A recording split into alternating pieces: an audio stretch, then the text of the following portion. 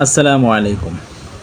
আজকে সূরা বাকারার ৩য় নাম্বার আয়াত নিয়ে খুবই গুরুত্বপূর্ণ কিছু কথা বলতে চাই।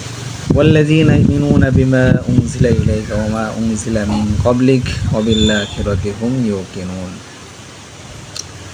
আর যারা বিশ্বাস করে যা তোমার প্রতি নাজিল করা হয়েছে এবং তোমার পূর্বে যা নাজিল হয়েছে, এবং তারা আখিরাতের প্রতি নিশ্চিত বিশ্বাস রাখে। এই আয়াতটি মদিনায় নাজিল হয়েছে, যেখানে ইহুদি খ্রিস্টান সম্প্রদায়ের উপস্থিতি ছিল প্রবল। তারা নিজেদের নবী ও কিতাবে বিশ্বাস করত, কিন্তু মুহাম্মদ সাল্লাল্লাহু আলাইহি ওয়াসাল্লামের নবুয়ত অস্বীকার করত। আল্লাহ এই আয়াতে মুমিনদের বৈশিষ্ট্য বর্ণনা করছেন, যারা কেবল মুহাম্মদ সাল্লাল্লাহু আলাইহি ওয়াসাল্লামের উপর নাজিলকৃত কোরআনেই নয়, বরং পূর্ববর্তী সমস্ত কিতাব ও রাসূলদের উপরেও বিশ্বাস রাখে।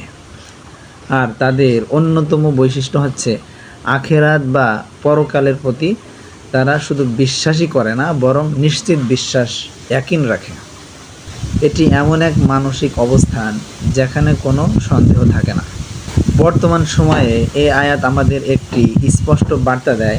আজকের সমাজে অনেকেই ধর্মীয় শিক্ষা বা ধর্মচর্চাকে নিজেদের পছন্দ মতো বেছে নেয়, যা সহজ লাগে তাই মেনে চলে।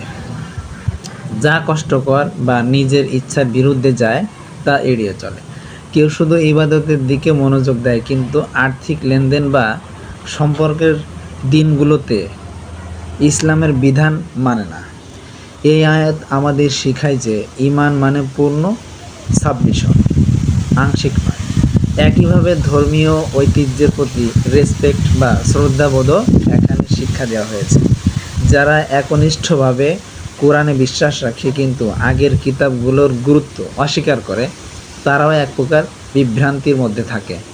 তাই ইন্টারফেইথ আন্ডারস্ট্যান্ডিং বা ধর্মীয় সহনশীলতার এক গভীর ভিত্তিও এই আয়াতে পাওয়া যায়।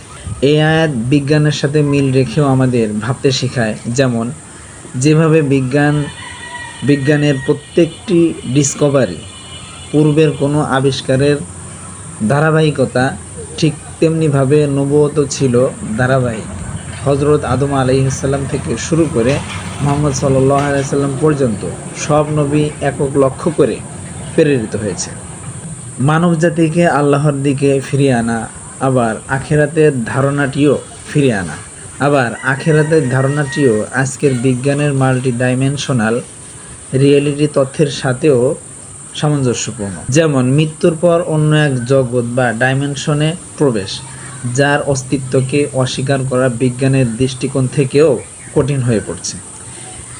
এই আয়াতের উপর আমল করতে হলে 3টি বিষয় জীবনে আনতে হবে। 1.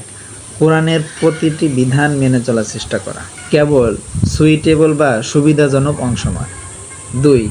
আগের নবী ও কিতাব সম্পর্কে সম্মান, সঠিক তথ্য জানার আগ্রহ।